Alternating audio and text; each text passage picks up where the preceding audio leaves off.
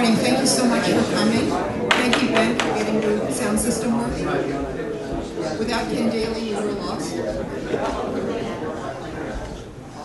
Good morning and welcome to the 2019 annual August Faculty Development Seminar. Vicki is going to welcome you and introduce the new faculty, and then we'll plunge into we need more sound. more sound. I think that's not working. No, it's not. I can hear pecan. No, but it sounds so relaxed. The camera can't. Can you turn it up? I should keep talking. Did everybody have a wonderful summer? Did you get a chance to rest and rejuvenate? Do you feel ready for a new school year? Is it working now? Martin, is it good enough? Thank you.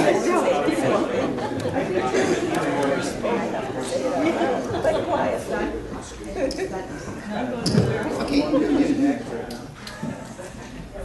So welcome everybody. What number is it? I know you were using it. Somebody decided to say Well, they were making it now to vote. yeah, this is now welcome for me. Is that better? Yes. I always feel like a rock star, you know, with a microphone. Be prepared, I could burst into song, which will not be a good thing. So I'm really excited to see so many bright, shiny faces, and I'm sure we pulled you back from exciting things you were doing this summer, so sorry about that. But this is a really important time. It's the one time of the year that I can pretty much count on almost everybody being together. So we can cover material that we really need to discuss as a faculty.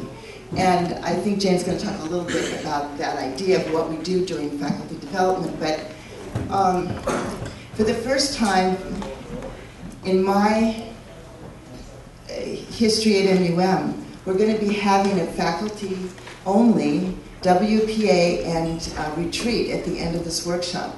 So I'm really excited about that because in the past, you know, we've come together, but it's usually in the context of big courses, and we haven't just been sort of isolated as a faculty, or we have done it along with the students during Forest, and all of that is great.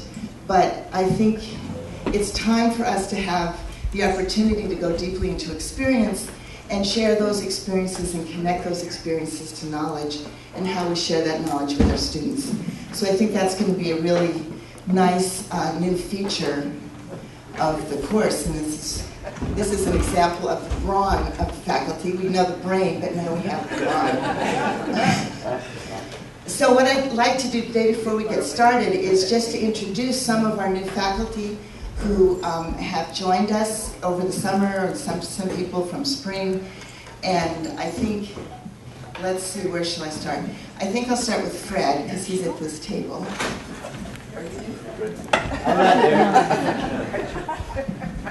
It's my pleasure to welcome Dr. Marie Loisel to the department. She's working for evaluation half-time and also doing research on how the benefits of transcending here compare with students at other universities. She's taught at Maharshi School for 7 years, 11 years. That was her training ground. Her PhD was looking at the effect of transcending on burnout in physicians up in Chicago. She went back and forth and back and forth and back and forth. She did an incredible job of organizing it. And so we're very happy to have her organizing power in the department.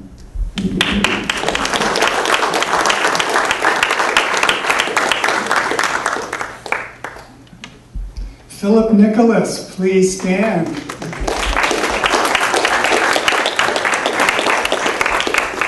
Philip has joined the College of Business Administration as an assistant professor of accounting and sustainable business. Those are the two branches of our college, and he is someone who integrates both of these.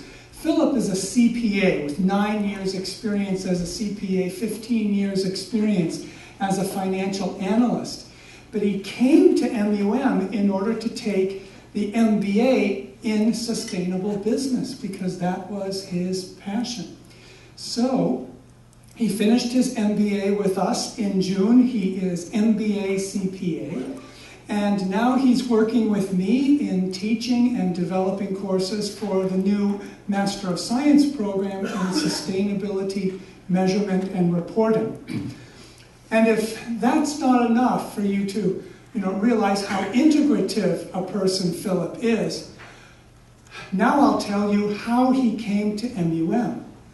He first did a year of study in the MS program in Maharishi Ayurveda and Integrative Medicine. Now, how many business professors have had a year of study in Maharishi Ayurveda? And that's what got him interested in all this knowledge. So he came, we interviewed him for the MBA. He's been with us for this past year, and we look forward to having him here. Do you want to say a word?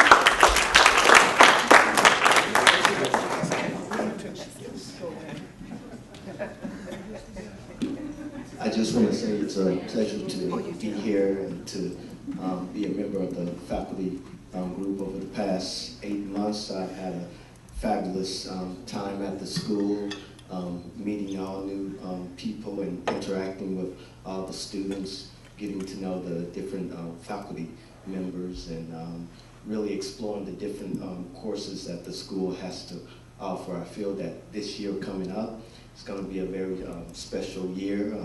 We're going to get a lot accomplished, and we look to head the school in a new direction and bring new people into our school.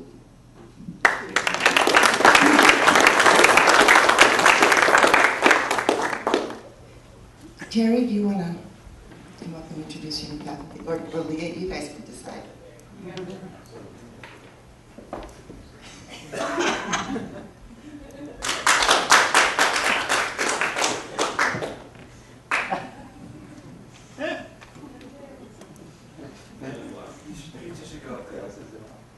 Thanks. So we're pretty excited about, we were hoping to get one new person in our department, and we ended up 2, and they're not just 2 people, but they're 2 people that we really, really like a lot. And Not just off the street. Leah likes one of them more than the rest of us. So I think some of you may already know Darlene. She was our valedictorian. Darlene, you want to stand up?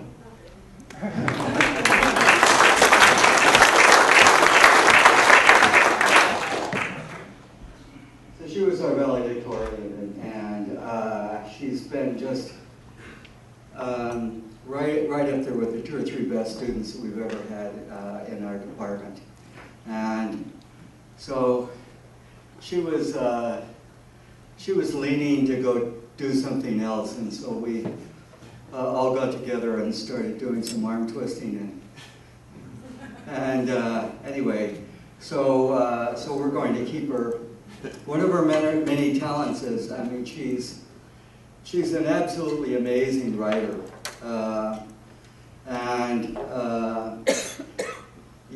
She doesn't just write like a professional. She's a professional writer, and that really brings a great quality to our students.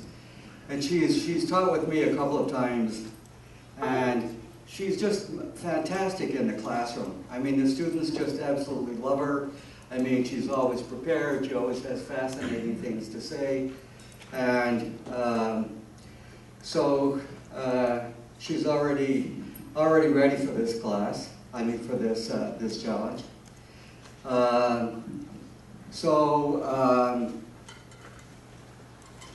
Our second person that we've that's joining our department is Professor Craig Denninger, and Craig has.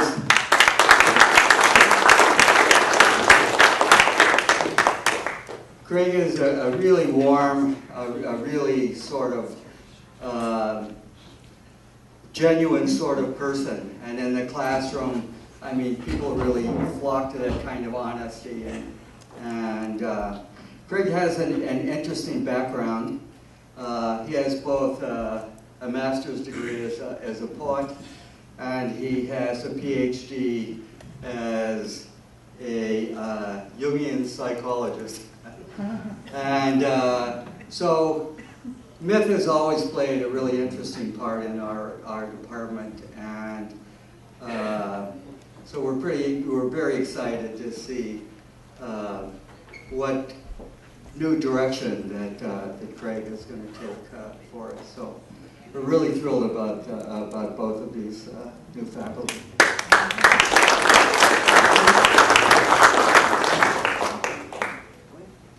Where's Amin? He's here, I know, oh, there he is. So I'm not sure that everybody actually knows this. We've announced it at Academic Council, but we want to be sure that all the faculty realize that the Media and Communications Department is no more. We now have a Department of English, of which Terry and Nika are the co-chairs. And Amin has taken on the lead for a new Department of Cinematic Arts and New Media. So we're really excited about that development. I think both departments flourish. They still have a very close connection. They love each other. So it wasn't that kind of a split. But I think it's going to give each group the opportunity to go in new directions. So I don't think you guys have any new faculty actually here, do you? No, we've got some guest faculty coming in. Craig, I think, has. We would like to welcome Mark Stimson back to our faculty ranks. Mark.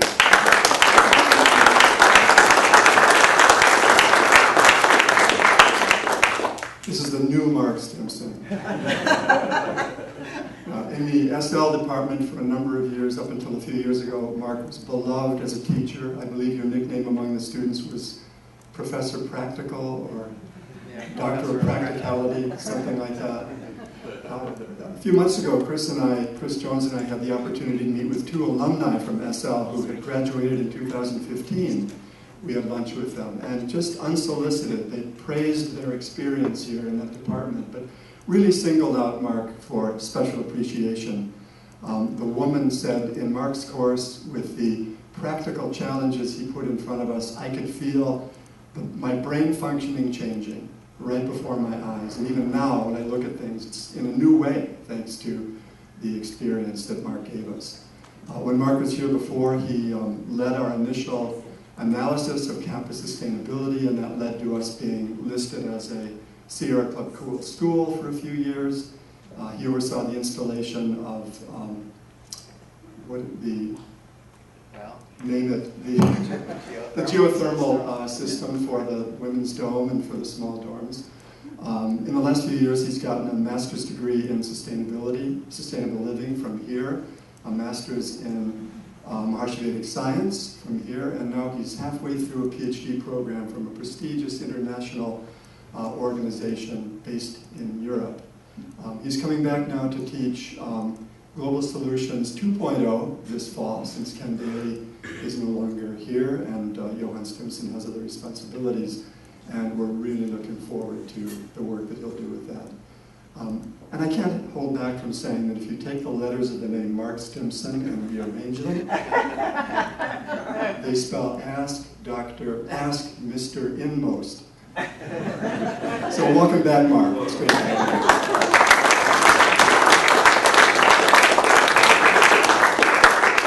I don't expect everyone else to do that when they introduce people, be able to rearrange their names.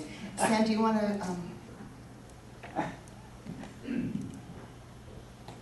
I'll begin by saying that it was a challenge for some of us to even spell our new faculty member's name correctly, but we've gotten over that, let alone rearranging it cleverly.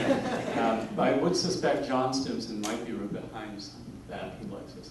Okay, Tejasvi Sharma, Dr. Sharma, the other Sharma,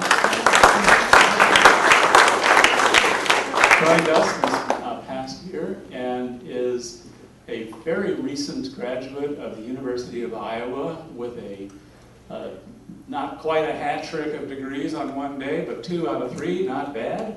He got an MBA and a PhD. The PhD is in mechanical engineering. He's worked with biomass fuels, and he is becoming an integral part of our energy, our renewable energy and sustainable energy track or area of interest. And so he's been a really valuable addition, and we greatly appreciate his youth, energy, and his considerable knowledge in the area. Thank you.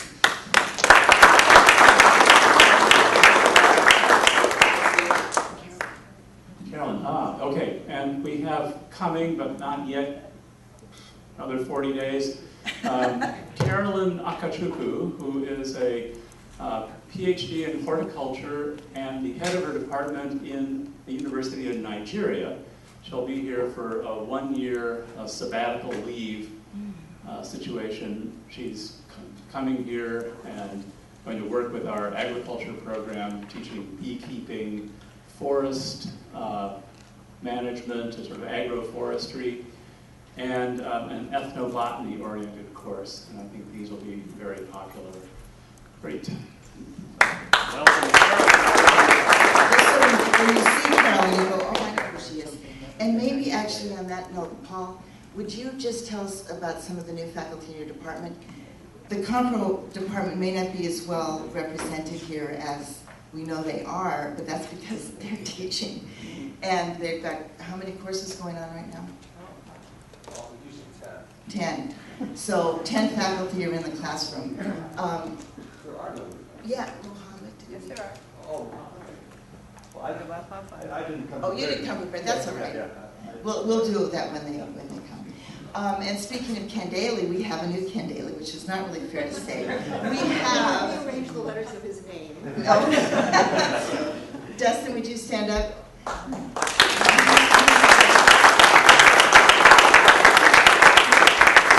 Dustin Matthews is our new head of exercise and sports science. He's going to be teaching the base camp and health-related fitness, and he's also going to be running the rec center. So he's jumped in. He had a great opportunity last spring to sort of just follow Ken around everywhere and learn as much as he could, and we were so fortunate that he did that because at the time we didn't know that we were going to be doing this big renovation project, and it just turns out that not only does he have a master's in Vedic science and a master's in physical, what's your exact, exercise and Sports administration. And sports administration, but he also has a lot of experience as a contractor, and so that came in very handy, and will continue to come in handy, I think, in that department. So we're really excited about having Dustin join us. And anybody who's interested in going on base camp, just let Dustin know. I'm sure he'd appreciate some people who've done it before joining him this year, so let him know.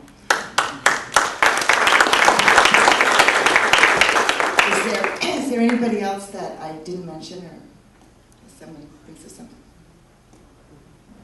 No? Shane? We know Shane. Sean. Okay, by the door you're going to see a very bright pink bowl, which was the best that I could come up with next door, and a pedestal.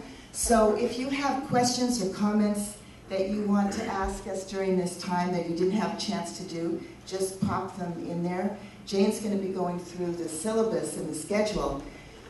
You may have wondered why you hadn't received this already. We've been working on it up until the last minute and revising and changing and, of course, improving. So what we're going to do is have Rachel send it out to everybody so you'll have it on your computers. How many of you would also like to have a printed version? Or would you prefer just to keep it on? Okay, so at least one person wants a printed version. Some other people? Okay, so I think... Hands up clearly so we can get a count.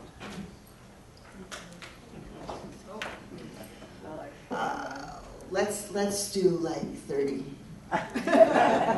Some of you are too shy to say you really want it. Yeah, but okay, before you go, let me talk to you. All right, now I'm going to turn this over to Jane. Thank you. Thank you, Vicki. Yes, we've been working, not quite around the clock, but we've been working quite a lot in the last few days to pull together the annual faculty development seminar. Our theme this year is improving student learning and satisfaction. You're probably thinking, oh, that's not new. We've been talking about improving student learning for a couple of years. And that's because we're involved in a project under the auspices of the Higher Learning Commission called the Pathway Initiative. Chris and Craig will be talking about it more, and Scott also. It's a 4-year project to improve student learning by developing our understanding of assessment. So it focuses very much on student learning, so the intellect, the mind, and all of that. But what we're also realizing is that we get mixed feedback from students. If you come to graduation, it's a wonderful, inspiring event, and the students who graduate tell us how wonderful it is to have been a student here. But sometimes as administrators, we hear from other students who have a different message to tell us, and that is that they feel that their feelings aren't completely happy and fulfilled. So this is the part about student satisfaction. And what we've tried to do in this week is to integrate and have sessions that address both of these aspects of student experience, knowledge and experience at the university. And the ultimate way there are many things we can do, and we'll be learning about that during this week, but the ultimate way that we can do from the perspective of this development of consciousness is to build a mansion of knowledge in the heart and mind of every student. This is a beautiful expression that Maharishi said on a video. I heard it recently and don't remember which video it's on.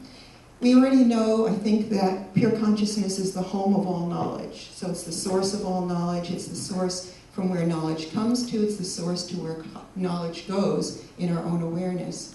But when we think about changing a home to a mansion, it becomes something even more beautiful, something more rich, something more sumptuous. We have all the things in our mansion that we would want to have. It's no longer a humble little hut, but a beautiful place of things that are precious to us, experiences with family members and friends that are valuable to us, just a place of glorification. And so it's not that we only give the students the experience of the home of all knowledge when they learn transcendental meditation, but through the educational system that we offer, they grow in appreciating this home as a mansion of all possibilities in their own awareness. That means that they can know anything, they can do anything, they can accomplish anything.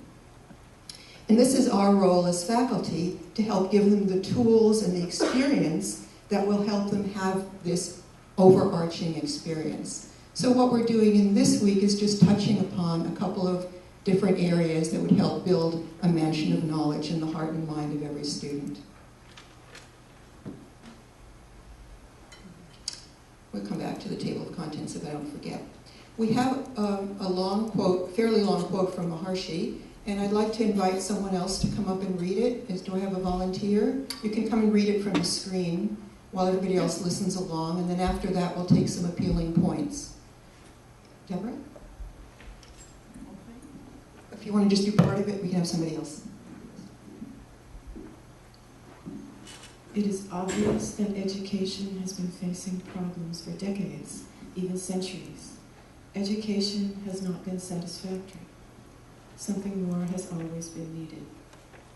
The fact is that whatever it has been, and whatever it is today, education does not develop the full person. The quality of life that is expected of an educated person does not seem to develop through the present system of education. There is something missing somewhere. What is missing, I think, should be obvious to us all. If we look into the process of gaining knowledge, we find there are two sides to knowledge: the object of knowledge and the subject of knowledge, the knower. What the present system of education provides is the knowledge of the object. What it misses is the knowledge of the subject, the knowledge of the knower. The stream of knowledge has two banks. On one side is the object of knowledge, and on the other side, the knower. With these 2 points of reference, the knower and the object of knowledge, the first point of reference is the knower. This is very important because we know that knowledge is as the knower is. When the mind is dull, when the knower is sleepy, the knowledge is something different than what it is when one is fresh and wide awake in the morning. Perception is different, understanding is different, emotions are different. Knowledge is different in different states of consciousness. Would someone else like to read?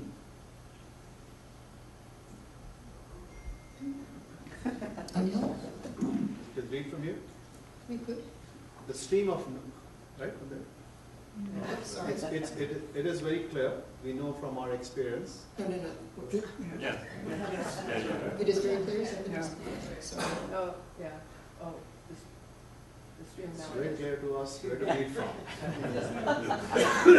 It is very It is very clear. We know from our experience that what education provides is knowledge of the physical values, physics, chemistry, biology, astronomy. Different disciplines are there to provide information about different fields of life. Everything is all right in the disciplines, nothing is wrong there. But what is not provided is the knowledge of the knower. That is what we are concerned with. Without knowledge of the knower, when the knower is in ignorance about himself, the whole structure of knowledge is as if baseless. The foundation of knowledge is the consciousness of the knower. It is the knower. But if the knower is in doubt, if the knower doesn't know himself, then it is very obvious that the whole structure of knowledge, the whole field of knowledge, has no basis to it. And such baseless knowledge can only be non-fulfilled. Thank you. Thank you, Anil and Deborah. So let's have some appealing points. Marie? I think the one that struck me was that there's nothing wrong with the knowledge of the discipline, that it's all there and complete. I'd never heard him say that before. So it was very clear, obviously, it's the knowledge of the knower that's missing. Mm-hmm. Thank you. Someone else?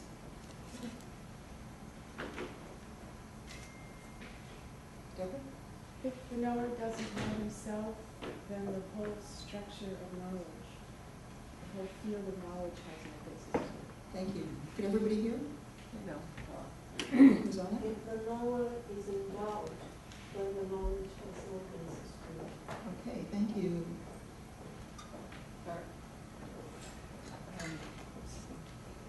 Education is to develop the full person. Thank you. There was someone in the back? Any other points? Fred? The two banks of the river of knowledge are the knower on one side and the known on the other. And that raised the question, what is the river?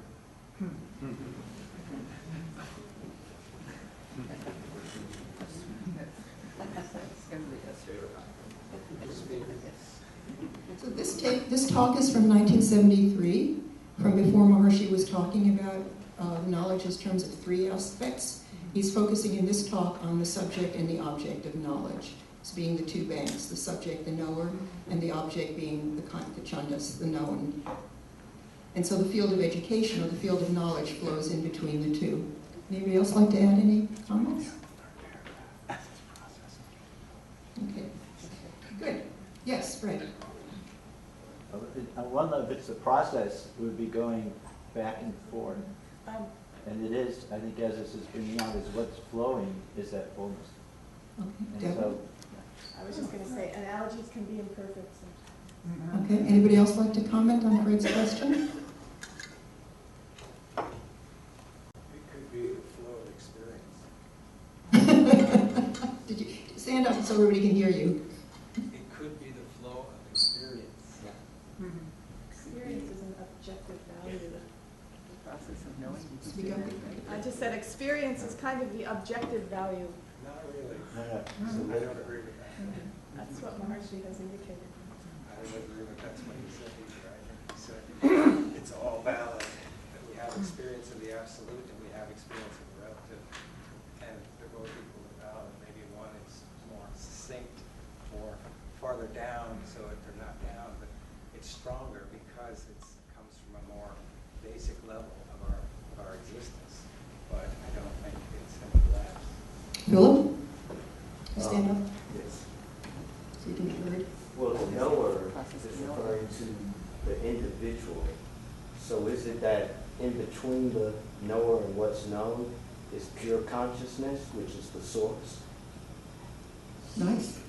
Nice. Anybody like to answer Philip's question? He's shaking his head. Marie, did you? No, I'm looking at Fred shaking his head. I think he wants to say something. That's one perspective. I don't see it that way. I see it more as pure consciousness is the essential nature of the knower, so that one bank can get deeper and deeper and more defined. But I think you captured it in terms of experience. There's a wholeness here. We're breaking out into parts with the intellectual understanding, but the wholeness is the river. And we can understand that wholeness of the river as two sides, but it's really that wholeness which is important, which we directly experience. Have you answered your question? Yes, I brought it up rhetorically. Good, thank you for promoting a little discussion here. Interestingly enough, so my colleagues picked out this quote. I also picked out a quote from this particular talk, which you hear when you take your introductory course in faculty training. And in this keynote address on the relationship of higher education and the quality of life, which Maharshi gave to in March 1973, I always want to say to an August assembly of educators of the higher, what was it, the Higher American Association of Higher Education. Later on in the talk, he said something that has always struck me as significant in terms of us running the university. So this is the knowledge on which the university is based. But he said, in a later point, he said, the present situation of modern education is so fortunate. Every university is autonomous, makes its own curriculum, makes its own subjects, makes its own rules, makes its own everything, like a government. Sounds pretty good, hmm? And then he said, he continued and he said, when we can teach what we like, then we should be able to teach to produce the results that we want. And we certainly want fully developed individuals who can take care of themselves and others, who themselves will not be a drag to society, but who will be a blessing to all others around them. This will be a reality when we develop the full man or full person through education. It only needs introduction of the Transcendental Meditation program and the knowledge of all these experiences. I always love that because that idea that we can teach what we like and we're self-sufficient, it just sort of strikes a nice chord when you're trying to do something different and be an innovative university. I think it also addresses a point that's dear to the heart of most American educators, which is academic freedom. We can teach what we like. But the focus here is to produce the results that we want. And we're all familiar with the scientific research on the effects of transcendental meditation, that students grow in creativity, intelligence, initiative, happiness, harmony, all kinds of wonderful qualities that help them in their lives. And so what we're doing in this seminar is we're looking at some of the things that we do at the university where we can teach what we like, which is basically that we introduce the science of creative intelligence or the science and technology of consciousness into our academic program. We do this by having transcendental meditation as part of our day, part of our routine. Students get credit for it. It's part of the day. They lose credit points if they're absent. We'll hear about that a little later from the Enrollment Center. Students can get credit for learning the TM City program. They can graduate more quickly as students when they're getting those credits. So it's another way in which we can teach what we like. We also can teach what we like in terms of integrating the science of creative intelligence. And we're going to be spending several sessions during this week looking at that integration of the science of creative intelligence or the science and technology of consciousness into our academic courses. On the other hand, we have policies and procedures that are all designed to promote the growth of consciousness for the students and the faculty. On the other hand, it's not 1973. It's 2019. And even though in 1973 there was oversight from regulatory bodies in the US government, from my humble perspective, it seems like there's more today than there was in 1973. And so even though we can teach what we like to produce the effects that we like, there are an awful lot of things that we have to do as a university to maintain our status as an independent university, to maintain our accreditation. So in a few minutes we'll be hearing from Scott about that. And we'll be also spending a lot of time tomorrow on assessment. So we can teach what we like, but the Higher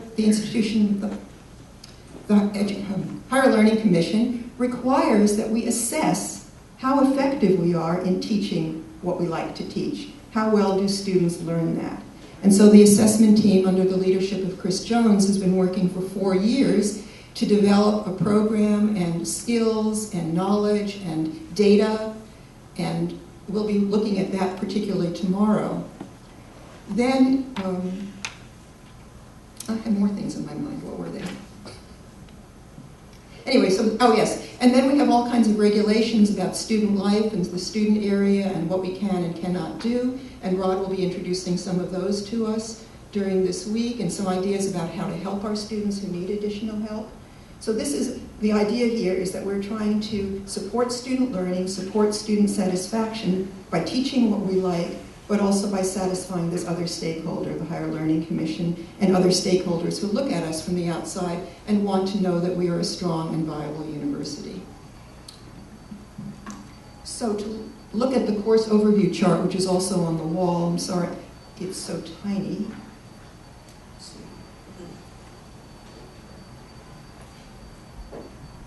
Briefly, we've introduced new faculty. Scott will be giving us some information about the status of MUM's assurance report for the visit that's coming up in May. This is a 10-year visit, and we're due for our new visit in May of the Higher Learning Commission. They're going to be evaluating all the work that we've done in preparing for their visit and all the work we've done in improving ourselves since the last time they were here 10 years ago.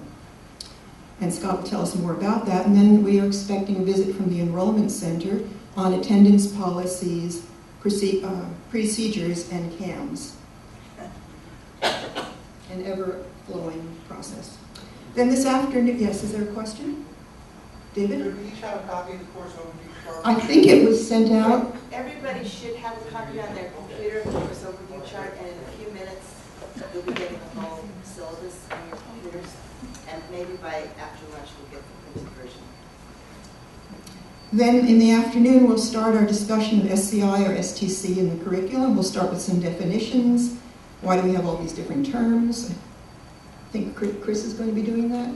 Okay. And then we have a video of Maharshi from the Natural Law Conference series on education. We'll be doing more appealing points.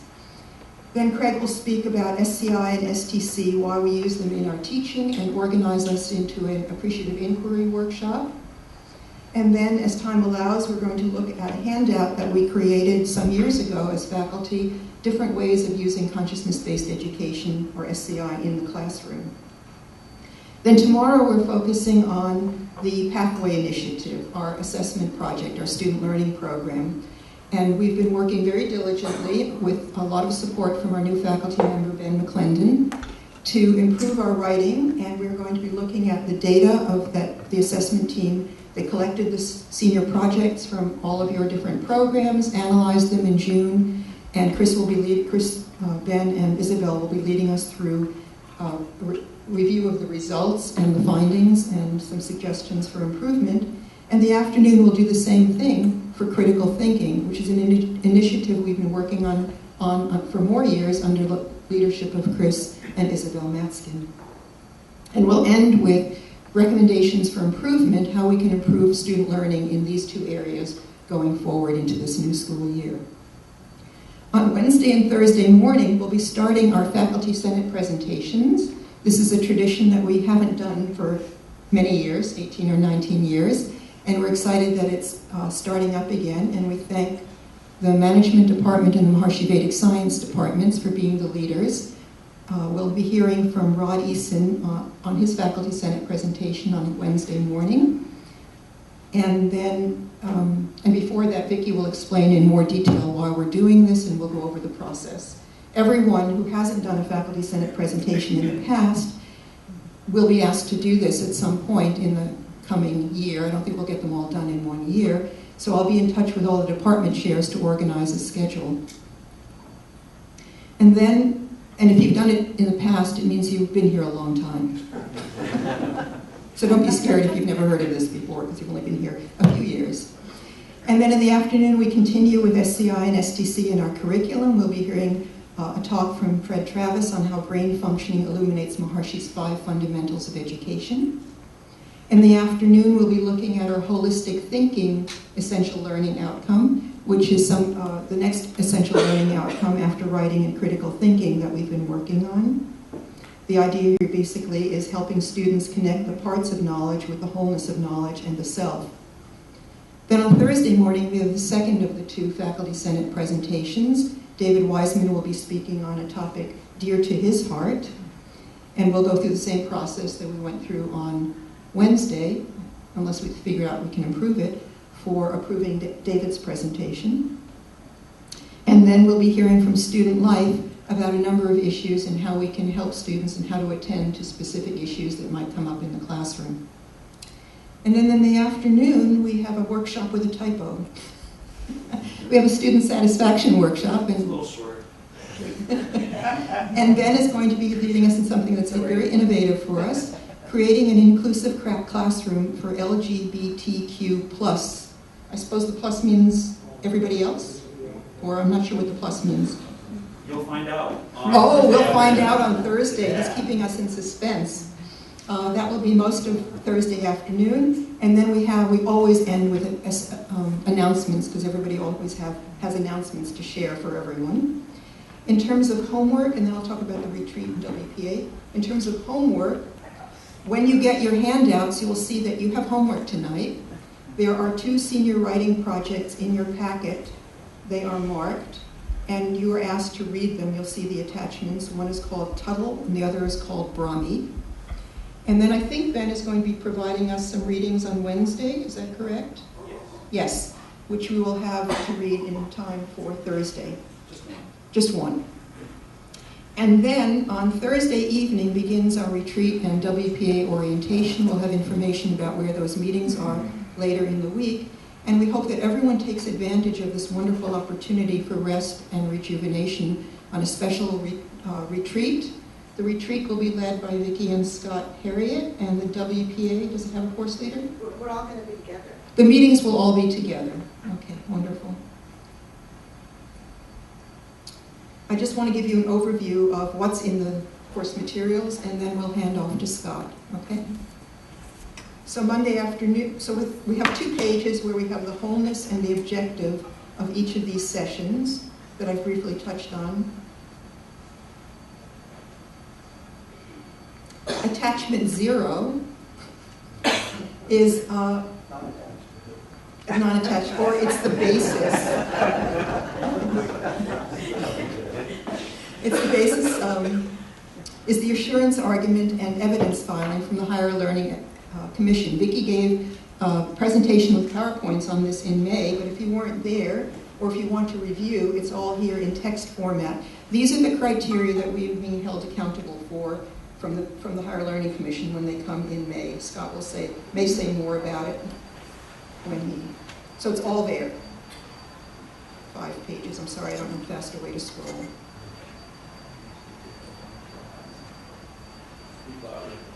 Speak louder. Have the scrolls speak louder? If you hold on to the box and move it down, it goes more quickly. Yeah, I might go too fast, or I'll try.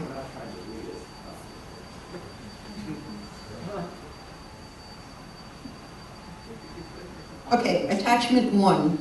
5 basic models in consciousness-based education, 5 ways to display and develop holistic thinking. We'll be using this material this afternoon. If you want to have a copy, well, we'll have printed copies, we hope, by then. So I just saw attachment 2. Attachment 2 are definitions and rubrics for writing, critical thinking, and holistic thinking. These are materials we've been working with all year, maybe for several years in some cases. but it's all pulled together here very nicely and large enough to read. Attachment 3, these are the results of the senior project scores that we analyzed in June, and Chris will be leading us through this in greater detail tomorrow. Attachment 4, this is your homework, 2 senior writing projects to read and score. Richard Tuttle on the invisible or visible, I don't know how to read that, and one on Brahmi. So these represent 2 different departments, 2 different senior projects.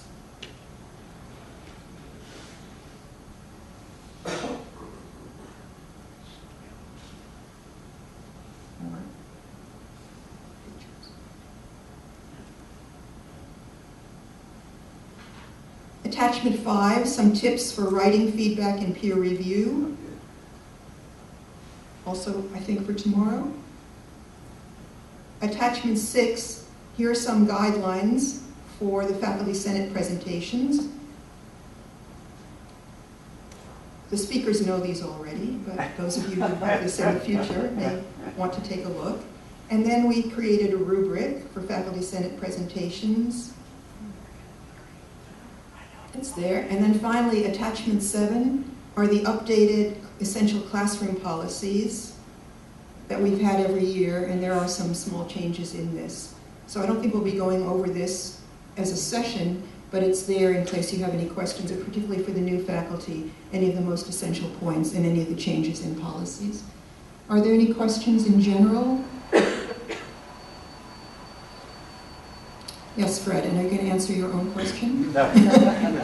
Any issues on distance ed teaching? Will we do that here, or will we do that at another? Chris, would you like to answer? Yeah, this is something that I'm glad you brought up, because we want to have a meeting with all of the people who will be teaching distance education. It won't be this week is already packed. It will be next week, probably Monday, Tuesday, Wednesday, one of those days, early next week, and we will notify you if you're on the schedule to teach next year. But it's important, there's a lot of change, a lot of development in policies for distance education. It's a new area to us, but it's also a dynamic, growing one. We want to make sure that all the faculty are on the same page and know what their role is in the context of distance learning. So that will be And should PhD students who are assisting in teaching distance ed come to that? Yes, anyone who's either teaching or trying to be a TA in that area will be invited. In fact, not only invited, you're required to take it. So if you can't make it the particular day that we end up choosing, then we'll have a makeup day following that, which will affect you to do that. Yeah. Will there be any kind of seminar about Canvas to help with that whole process? Yes, there'll be some points about Canvas. There are plenty of tutorials and other stuff about Canvas that you can have access to, but we'll bring all of that up, make sure you know where to get what you need for Canvas in the context of that. All the DE office will be involved in that. Yeah. Any other questions? Thank you. So just to summarize, there are many things we can do in our teaching and our learning to uplift students and to help them grow, to have mansion of knowledge in their own hearts and minds. And of course, the underlying factor is that as faculty, we aspire to the highest ideals and we hold ourselves to those highest ideals and standards in our thought, speech, and action, so that we are representing, we are meditating regularly, we're all growing collectively in the highest qualities in ourselves, and that in itself is an inspiration to our students. So thank you, and I'd like to introduce Scott now to speak about how we're getting prepared for this big visit in May. I'm going to move the board over here. If I could have a couple people, I need at least 2 to move it, and I'm going to put our course overview chart on the board so that it's easily visible by all. Yeah, all the way over to the table, please. Not in front, just up to the edge and then put it back up against the wall.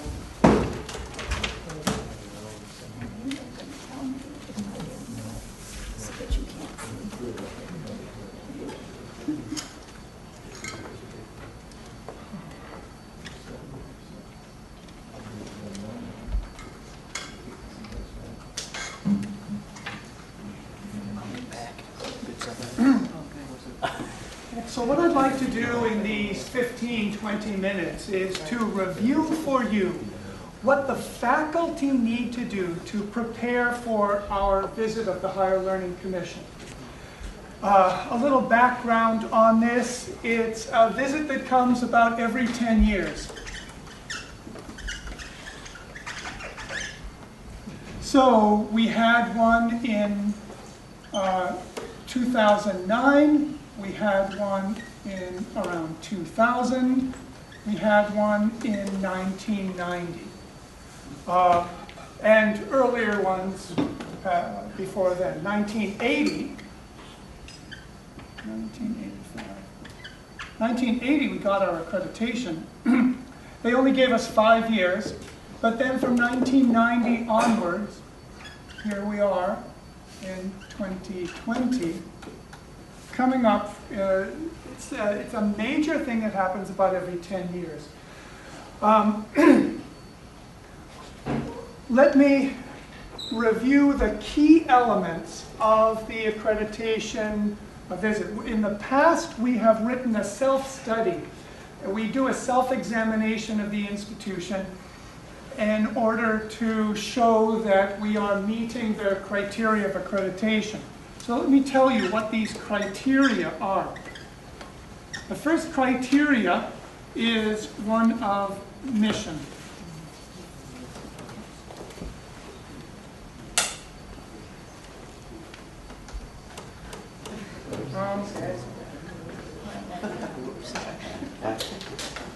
Try this.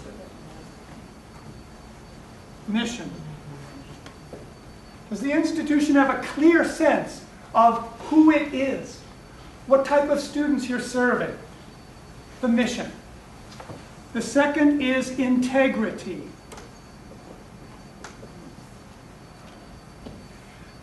Honesty, integrity. Are we whom we present ourselves to be to the public? Is our catalog accurate? Do we follow through with our contracts, with other parties, things like that? Is there integrity in our operations? The third element is teaching and learning the faculty and resources.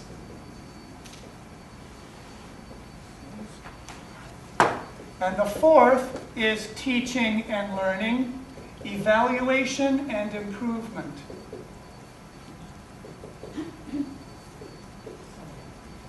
I know I'm getting down here at the bottom, some of you may not see. The last one is essentially planning.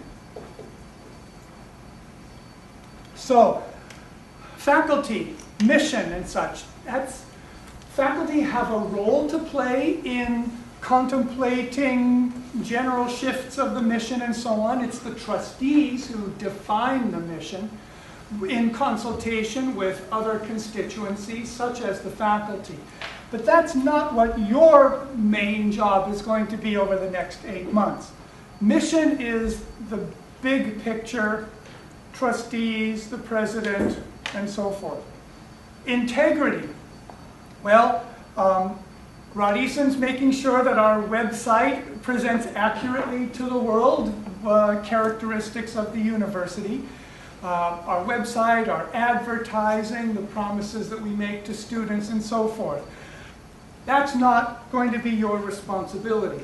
We will do work to document that we are fulfilling the expectation of integrity. That's not going to involve you as faculty. Teaching and learning, faculty and resources. Sam? Yeah, the website really has to involve us because we have been working to correct errors on the website for months and we get nowhere, but no one would know that they were errors unless we went. Very good point. So there is an important role of the faculty in making sure that the website is current and accurate and are having a process. But the process by which that information then translates into correct and accurate representations, that's the responsibility of admissions and enrollment. So, we've got a vice president for enrollment management who is responsible for that area. So faculty should be alert to that. Nice point, Sam. Thank you. Teaching and learning, faculty and resources. We have to document that we have faculty who are qualified for the teaching responsibilities that they have been given. Department chairs play a role in that. In fact, you were working on that this past spring when you were hiring these great new faculty who were introduced to us all a few moments ago. But there's not a lot more we're going to do on that in the next 6 months. The deans have to document it, but the faculty aren't going to be doing a lot of work. Teaching and learning, evaluation and improvement. This is what's called assessment.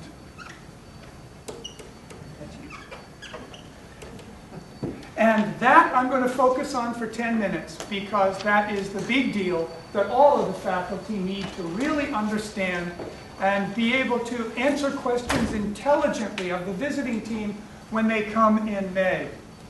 This was May 2020.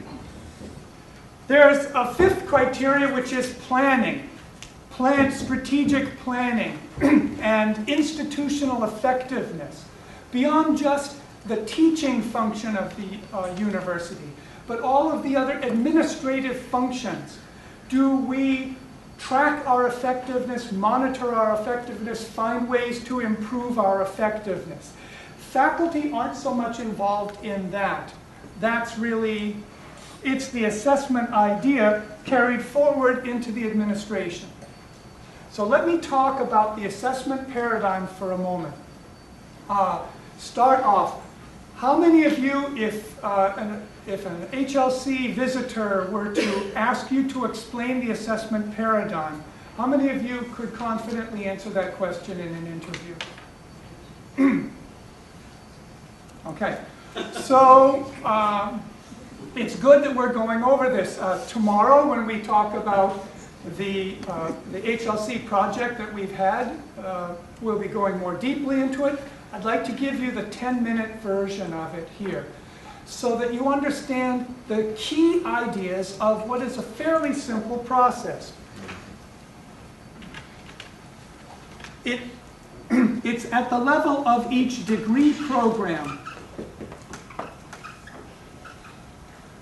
Every degree program that we offer is like a product of the university. That's the core unit of what we do as a university. We have students taking degree programs. Each degree program has student learning objectives.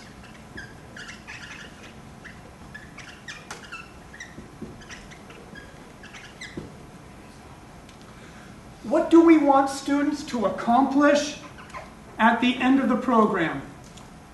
What do we want the graduates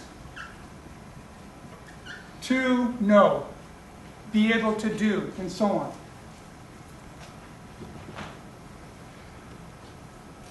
How many of you are program directors here? And by degree program, I'm referring to bachelor's, master's, doctorate, and I even refer to fine discriminations. In the College of Business, for example, we have an accounting track of the MBA, and we have a sustainable business track of the MBA. They have different types of students, they have different objectives, and so we have a different assessment plan for those two types of students. In sustainable living, they have the organic agriculture students, they've got the general SL students. Those have different learning objectives to them, and they require their own individual plans. So how many people are directors of a degree program? You're responsible for a degree program. This is good. How many of you could state from memory what are the student learning objectives for your degree program? Not so many. By May, you will have them memorized. It should come off so fluidly. This is what it means to embed the sustainability in the mindset of the institution, is that anyone who is responsible for a degree program knows what you're trying to accomplish with that degree. You know what you're trying to accomplish. Let me give you a little bit of history about the whole assessment paradigm in the Higher Learning Commission. It began in about 1990, where the HLC said that we needed to create plans. Every university had to create assessment plans for their degree programs, 1990. Do the math, that's about 30 years ago. In 1995, they expected those plans to be operational. In other words, that you're collecting data on student performance. That's the next part here. So here we have the learning objective. The program learning objectives is one aspect. There are work products of the students, term papers, theses, exams that they take, and so on, by which we judge whether the students have learned what we are expecting them to learn. The work products collect data on the program learning outcomes. And then these data feed back into the process of teaching and curriculum and instruction, because it is teaching and curriculum that causes students to learn. So this is called closing the loop. We close the loop in the assessment paradigm by taking data from students' work products,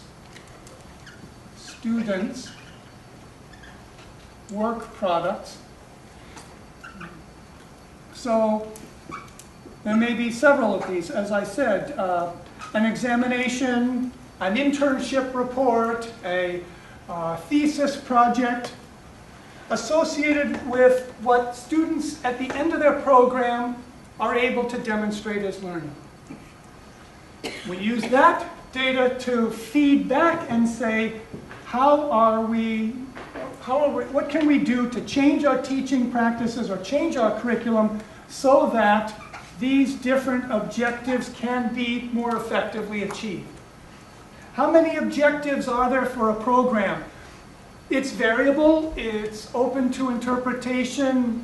Rough rule of thumb is something like 4 to 6, because program directors can keep 4 to 6 things in their mind and know that they're accomplishing it. It can be a little bit more under certain circumstances, but you're looking at something like that.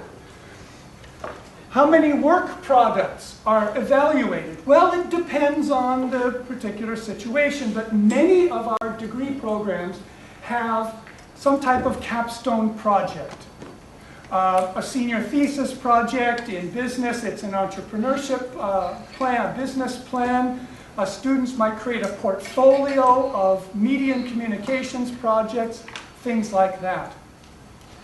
These work products have rubrics associated with them. You evaluate the work products.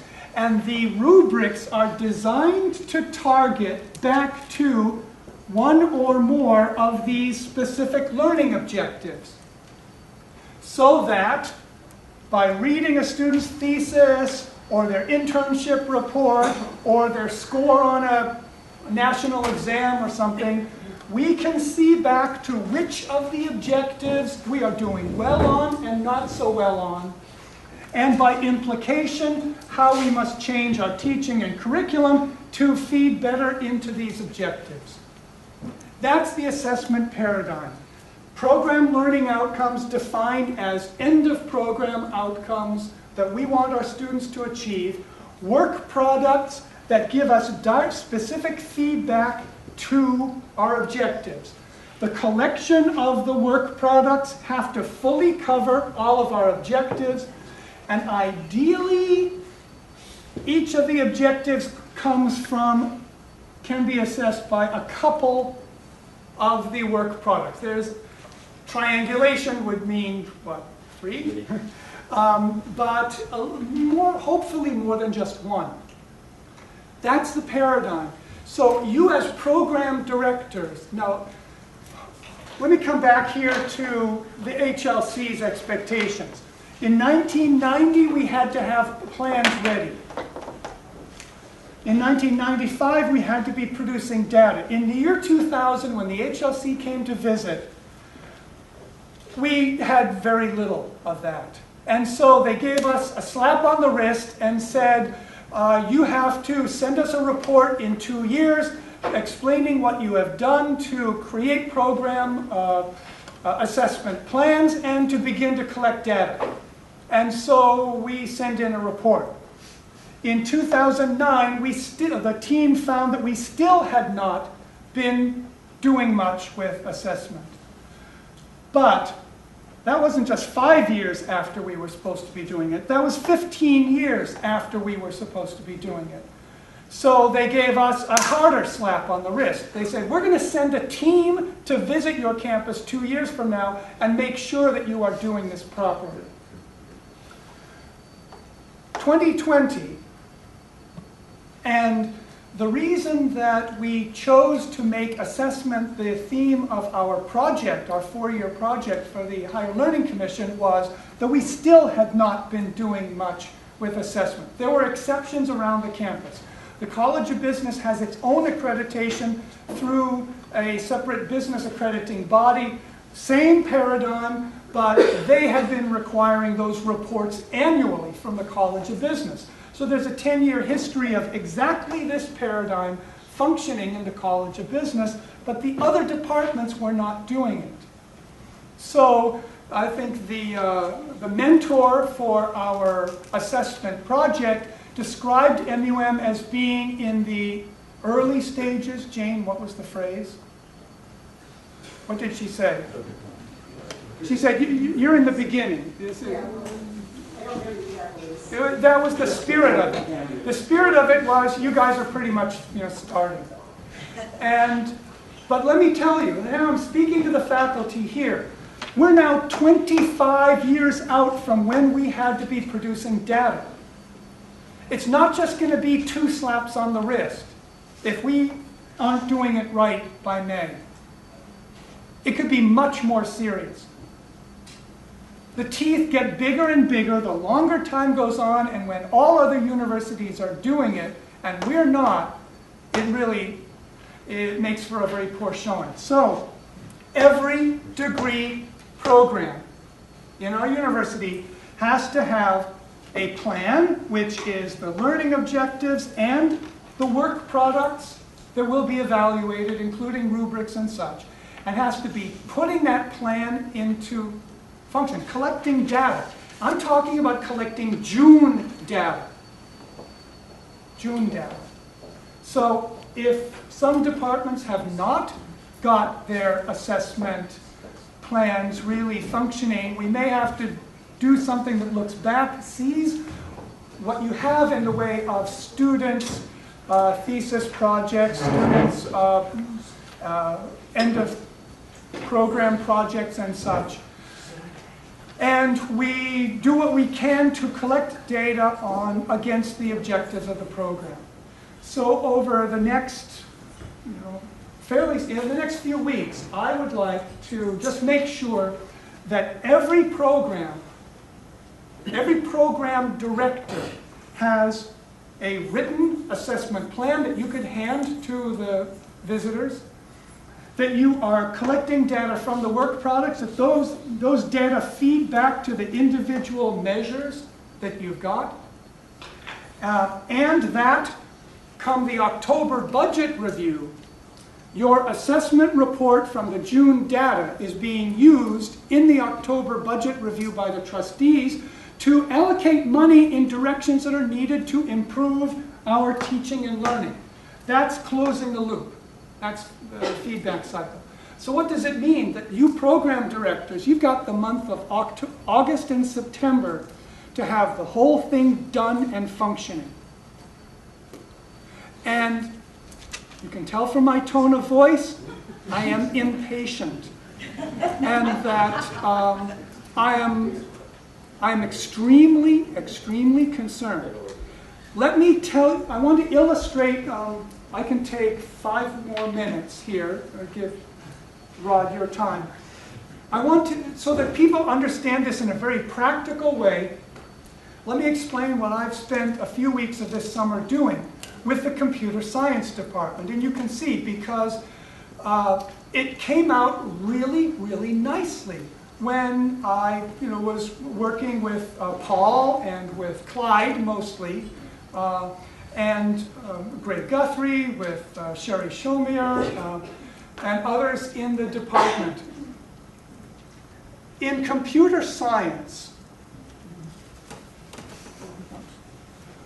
we needed to come up with some student learning objectives. Chris Jones and Clyde had already worked on a set of objectives. We refined that a little bit down to 5 of them. The 5 objectives in computer science were theory into practice. That is, can you use computer science theory in a practical context? We want all graduates of the CS program to be able to take the theory they learned and put it into practice.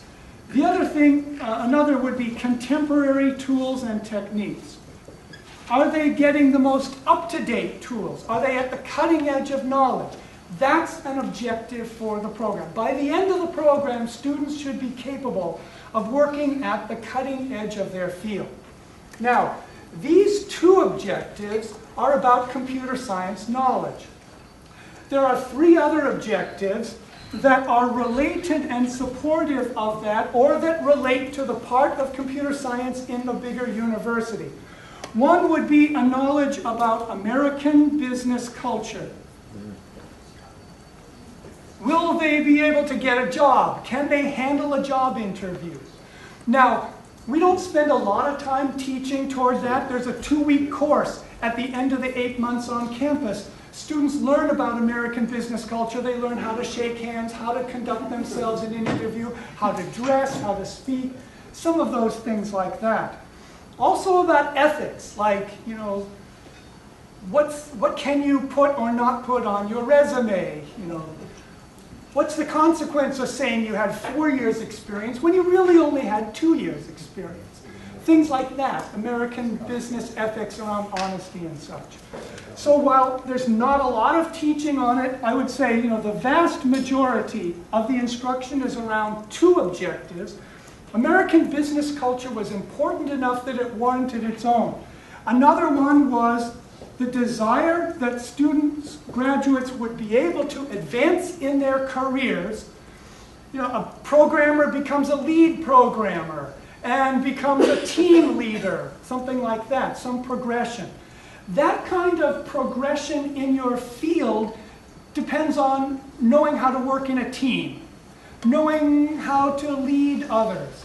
So while it's not a big deal in the computer science program, it's considered important enough that it warrants some check, some feeling of the pulse. How are we doing in preparing a student for advancing within their career?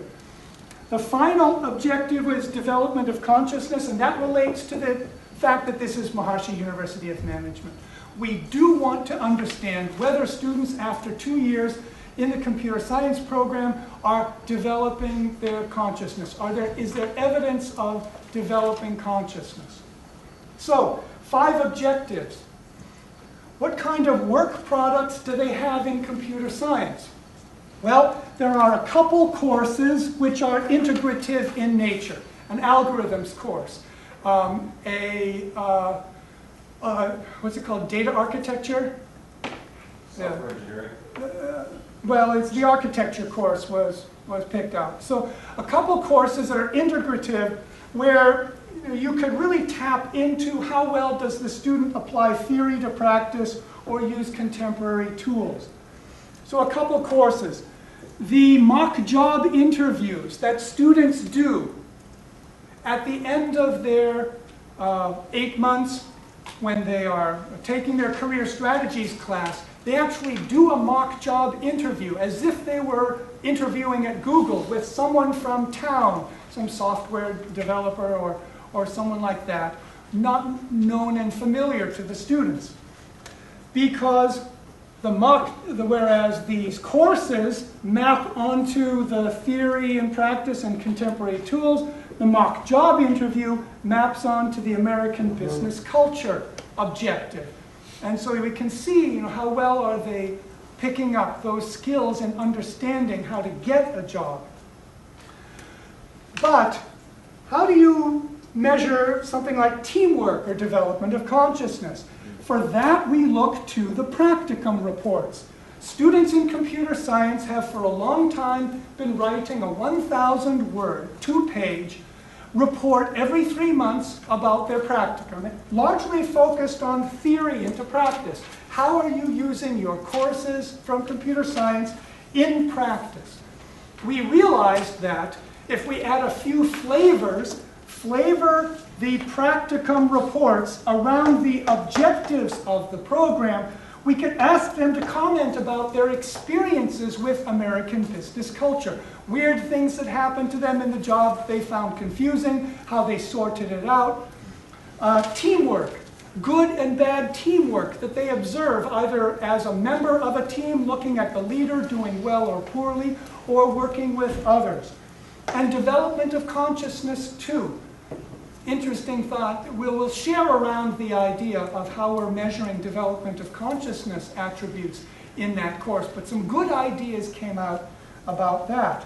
So, by taking something that the students are already doing every 3 months, this 1,000-word report, and giving it a little bit of structure, orienting it around the 5 objectives, not just these 3, but commenting on theory into practice and contemporary tools as well, then these practicum reports turn out to give reliable data on all 5 objectives.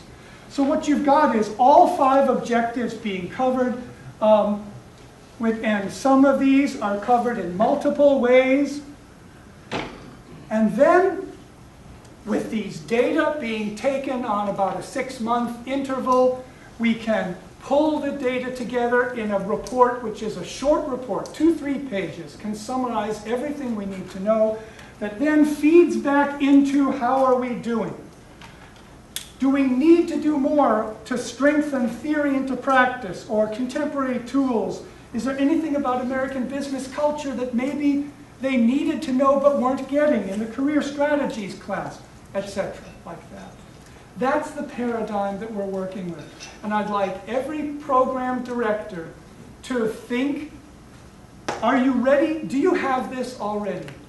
Do you have a plan with the written objectives? Do you have the work products in mind? You know when you collect those work products, who is the evaluator for them, and who summarizes the data back against these course objectives. You have to have that functioning, and you need to produce a June assessment report based on the spring data. Past June. This past June, right. For computer science, we're also going to do a December report because we will be able to continue to collect some data in the fall semester. But by February, we need to close off completely our self-study. It's all submitted electronically to the Higher Learning Commission a few months before the visit. We have a very short window of time in which to have ourselves well organized around the objectives of the program, collecting the data, and generating reports. Yes, Greg? You might mention also, since we're starting so late, we're retroactively trying to collect data from the graduates in the last semester, as you know. Yes. But other programs may want to get another whole chunk of data if they do that rather quickly. Well, I would hope that most programs already have some type of capstone experience. There's media projects in media and communications. There's writing, in the English department and so on. Most programs already have some type of capstone work product. The question is whether you're systematically evaluating those against the learning objectives And that may require a little bit of work over the next couple months. But we're going to work individually with the program directors to make this happen. So over the next week or two, I'd like to be part of an assessment to see from each program director, how far along on this paradigm are you? And what help do you need in order to get that done? That's how you, the faculty, can help us in getting ready for our HLC visit. One clarification, you mentioned that you use courses to look at number one, theory and practice. I understood that courses were not used for program development. Course grades are not, but if it's an integrative course, for example, a capstone course, there may be a report or a project, a final project the students do, and the rubric for evaluating that can be specified around certain of the objectives. So you're pulling data about those objectives out of the rubric, and that's where a course can help you. But it should be a course that's pretty far toward the end of the program, because these are end of programs. This is about graduates. And in computer science, after the 8 months on campus, they've done 2/3 of the credits of the degree. And I'm okay with having some of our key measures involving, work products taken at the 2/3 mark. We can work with that. So, more later. Thank you, Scott. That was incredibly clear. It was incredibly clear, and I think we got the message. And everybody's fired up to do what we have to do. I'd like to introduce Ron Eason to introduce the Enrollment Center. Why doesn't everybody stand up and take a 1-minute stretch break for the Enrollment Center? Just get that. Oh, good.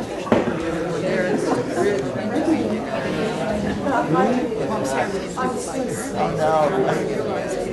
You just went back to the UK.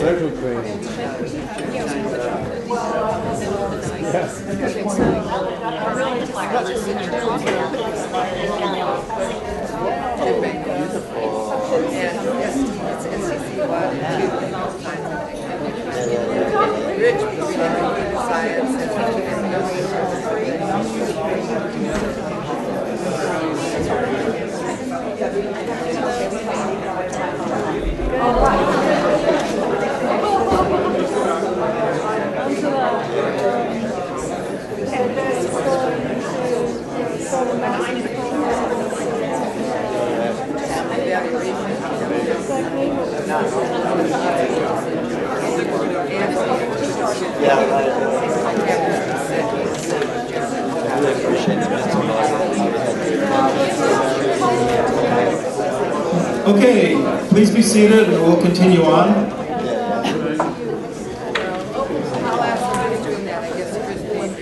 I'd like to introduce some of the Enrollment Center members who are here this morning for this discussion. Tanya Hallman, our registrar.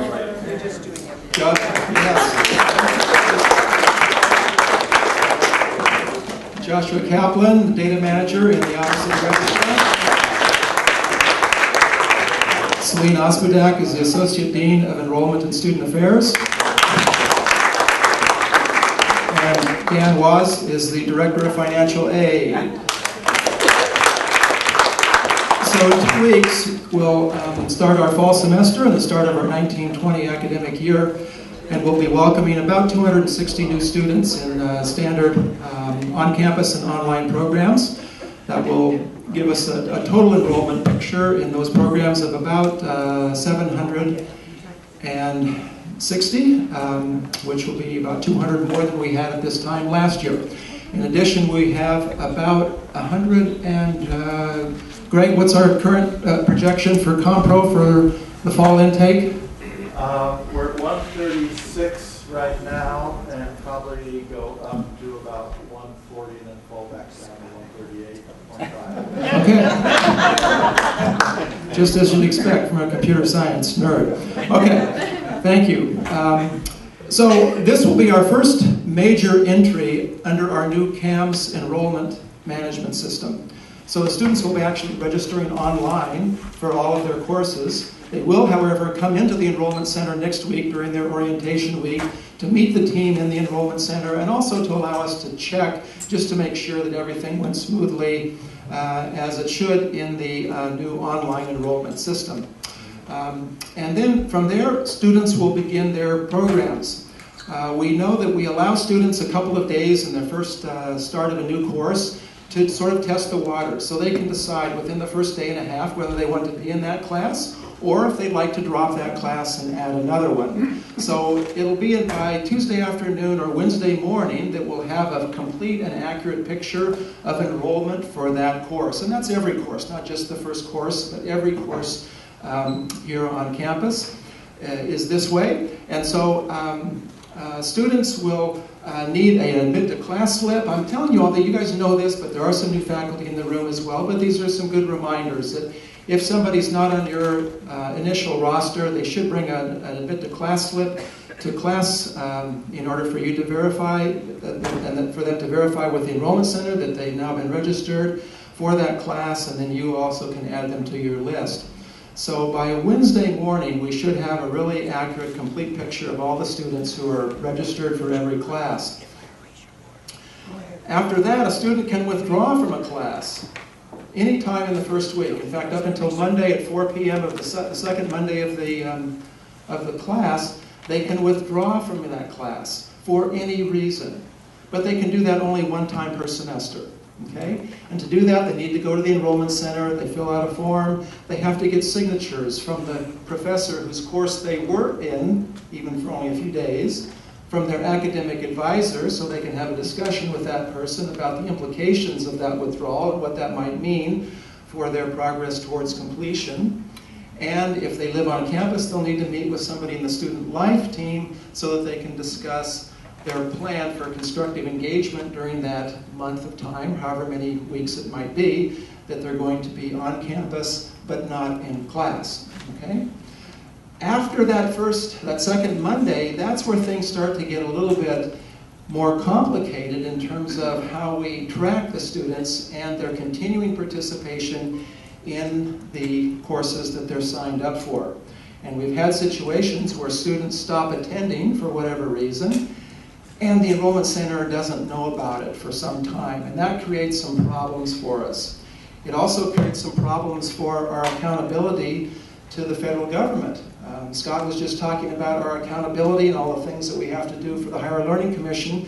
We have a similar list of requirements and procedures that we have to follow with the U.S. Department of Education so that we can maintain our status as a Title IV school, which allows us to offer federal financial aid to our students. We have federal auditors that have arrived in Fairfield who will be on campus tomorrow that will be reviewing just that very thing. Are we fulfilling our mission? Are we fulfilling our campus integrity? Are we doing the things that we're supposed to do as agents of the federal government to provide federal financial aid? And one of the things that's important and one of the things that they will look at is our withdrawal policy and our system of recording and tracking withdrawals. And if we don't do that properly, we can get ourselves into a whole heap of hot water and definitely some slapped wrists. And fortunately, we got a big guy in financial aid that can stand tall against the challenge that we have faced many times before, and we'll have to do so again this time. But I want to let Dan talk a little bit about the financial aid picture of this so that you can understand better what the implications are and why it's really so important, why we're taking this time this morning to talk to you about the importance of understanding the withdrawal policy, understanding attendance taking, understand the importance of reporting changes in your enrollment to the Enrollment Center. Thank you very much. First of all, I have to say that I don't like this mic. I'm used to flailing my arms around and pacing, but I'll try to put up with this. Second thing is the intensity, the sincerity, the impressions that Scott were able to convey. Please translate that intensity onto what I have to say. I'm not as talented as Scott is in his presentation, but it's just as important. Title IV federal aid, sponsored by USDE, is married very closely. Maybe a same-gender marriage to HLC, but they're still very closely related. And everything Scott said is extremely important to the USDE and to our eligibility for federal financial aid. Why does federal student aid, FSA, exist? The government wants to provide possibility to as many students in the United States as possible to get a bona fide, workable education. This allows the students to be more successful, and it also makes the country much more strong. And the government's very concerned about that. How comfortable are its U.S. citizens? So it provides federal financial aid. Congress first creates a law saying this student's eligible based on their finances for this amount of money for a particular type of fund, etc., etc. The USDE interprets those laws and makes regulations that the university has to comply with. If we don't comply with it, we're not eligible. The HLC, I believe, is more concerned with accreditation. The USDE is more concerned that we have accreditation, but we're in compliance with all the regulations that they have written.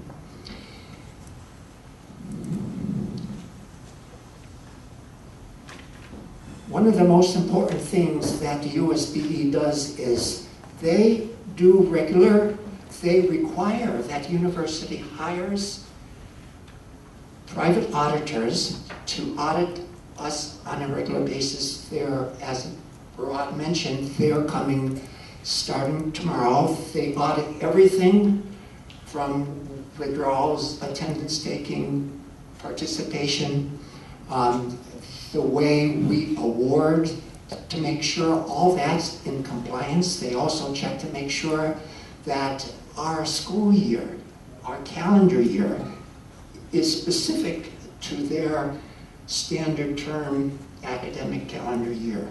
That's what we subscribe to because it's the easiest and most comprehensive and most beneficial to the university.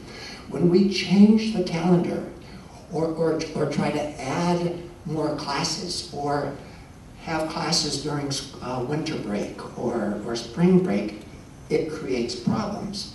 And what I'm talking about is basically for U.S. federal financial aid. We also have international student financial aid, professional financial aid. Professional programs can have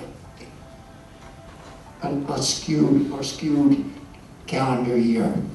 But for U.S. students, we cannot. Financial aid eligibility is specific only for degree-seeking programs, not certificate programs, not special courses, etc., etc. I'm so nervous I'm skipping points. That's to your benefit.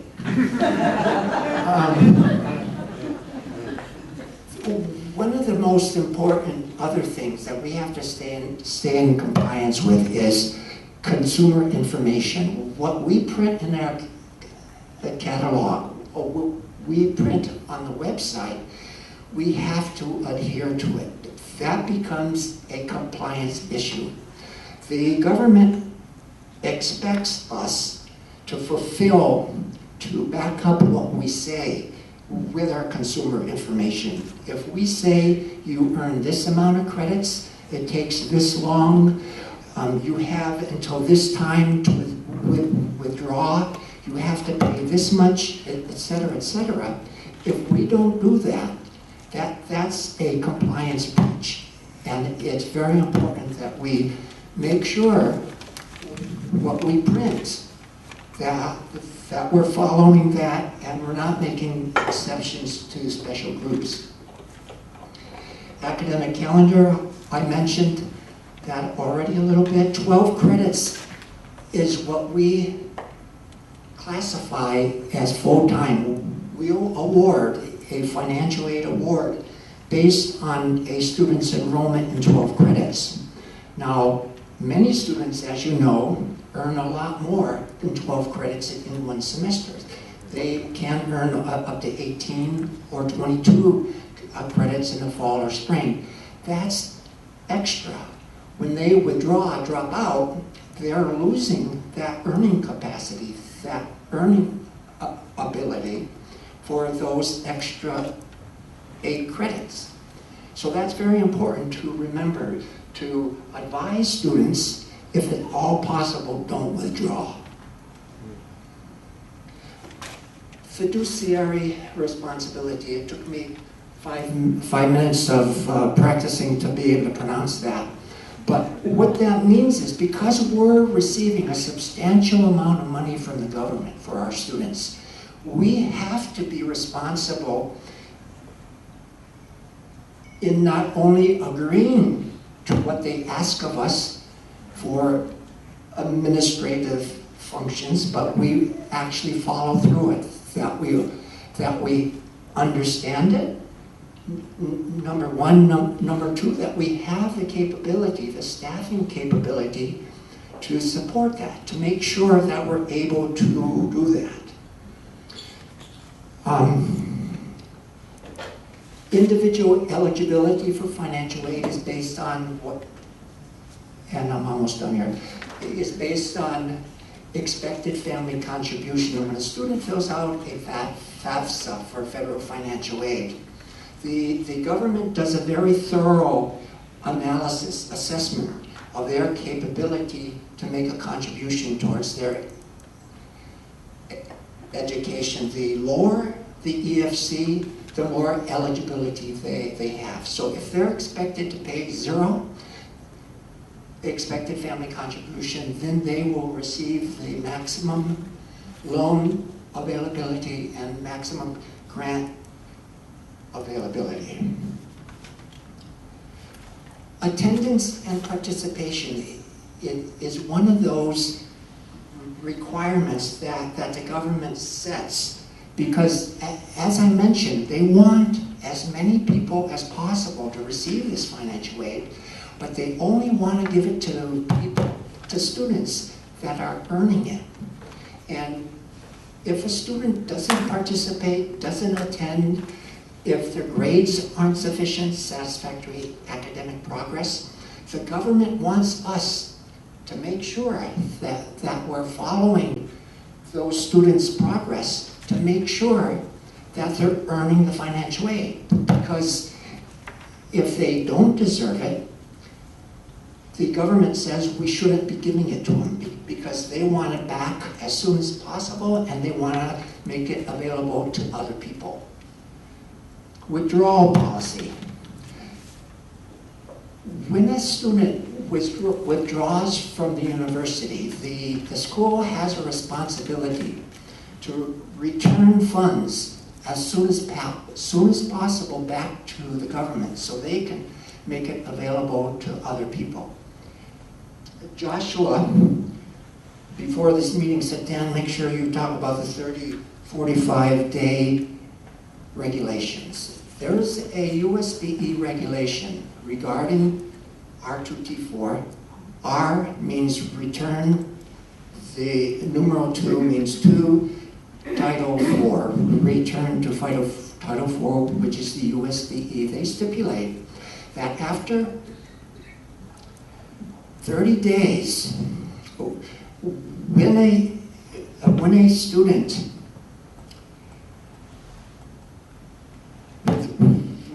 withdraws, it's up to the faculty member or the department to notify Joshua right away. He'll fill out a university withdrawal form.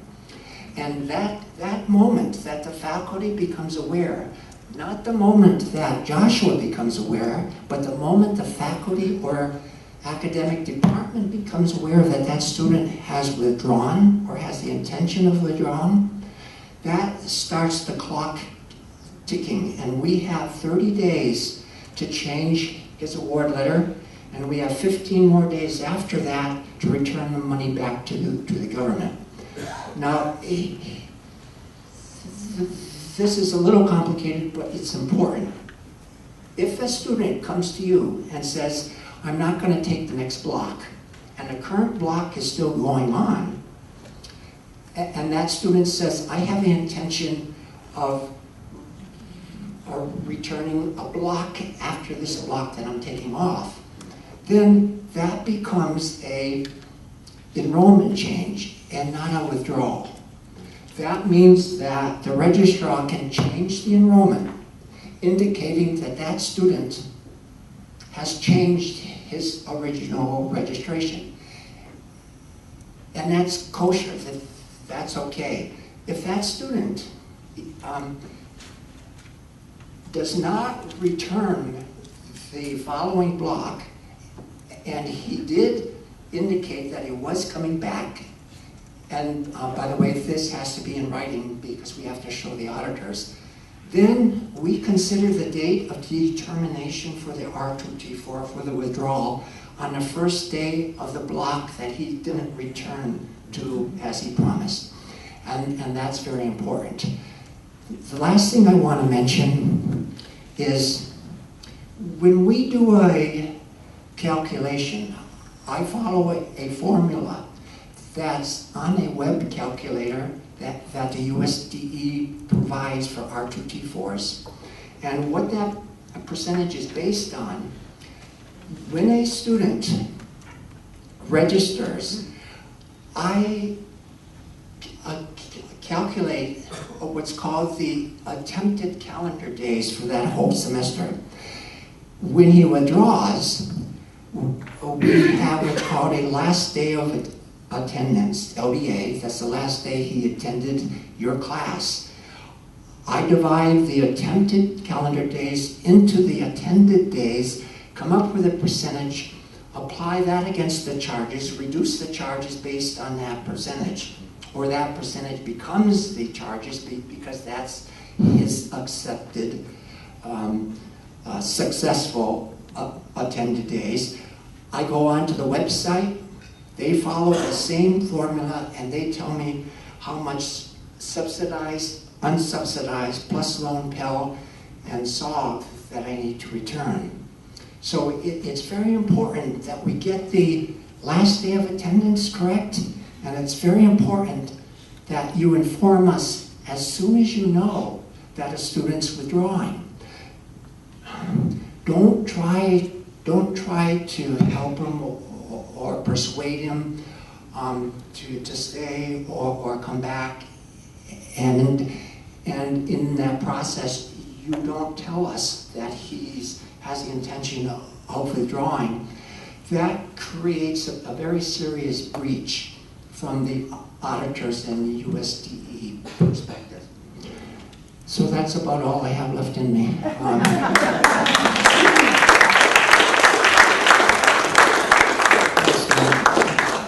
I want to have Tanya and Joshua talk for a moment or two about some of the concerns that they're facing also, and I realize we're approaching lunch and we also want to fit in a meditation beforehand. So, but I want to make one point that during the last semester, maybe it was the last academic year, we had 6 instances of non-compliance.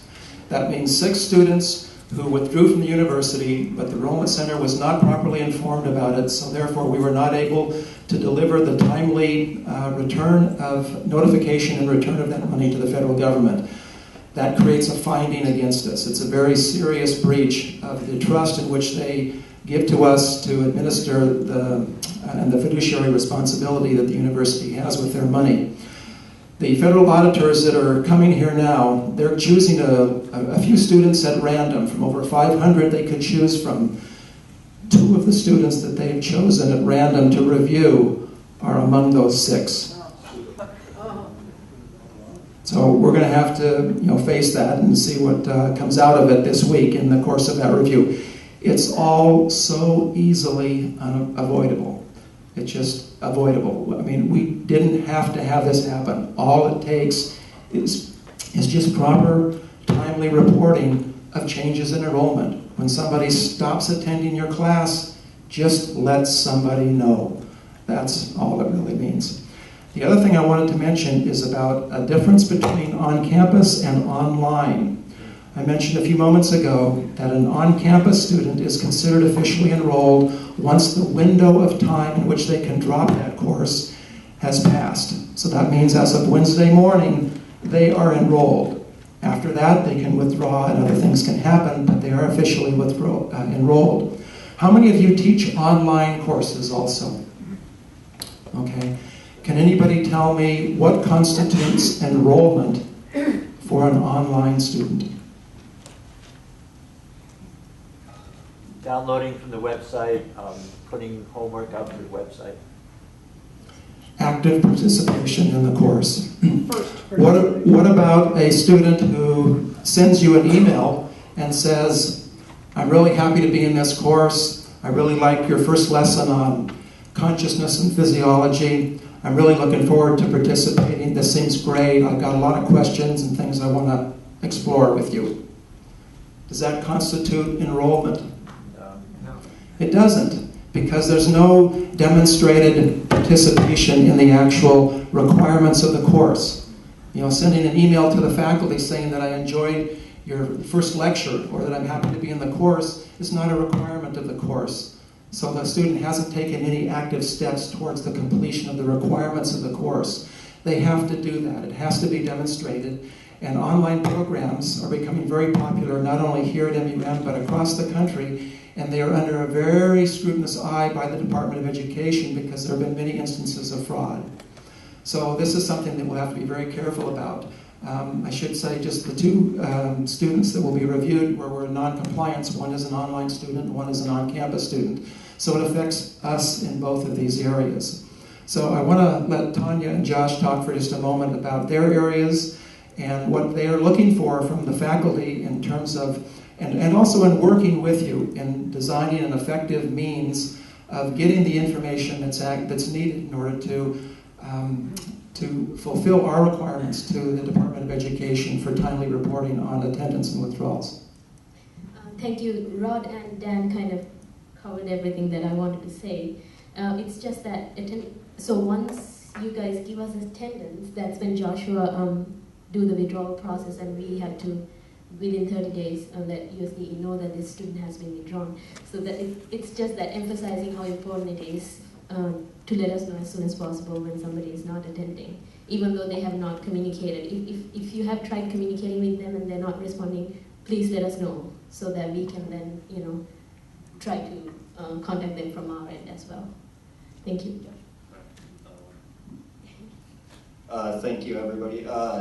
You guys covered a lot of what I wanted to say with policy and with this upcoming semester. If you guys have a question about your roster, you don't have access to CAMS to see a list of your roster, to confirm that initial roster, that's the most important thing we can do. Just email me, get a hold of me, and I will send you a copy of your roster of the people we have currently registered. I'm here only to help you guys and make everything easier. With a last date of attendance, if you guys have a student that wants to withdraw, it needs to be something that's provable. So a copy of an assignment, something like that, that needs to be the LDA. And the last date of attendance. Yeah, and that's what I need for to actually process the withdrawal. And it's ecdatamgr@num.edu. And I can help you guys with anything you need help with, and I have the power to help. It's ecdatamgr@num.edu. Do you want to write that on the board? I have really bad handwriting, but I can try. Might be worse than anything. To the faculty, and then we can reply. Yeah, And then MGR. It's Enrollment Center Data Manager. Yeah. But MGR. MGR. GR. No. Yeah, right. Because the names changed.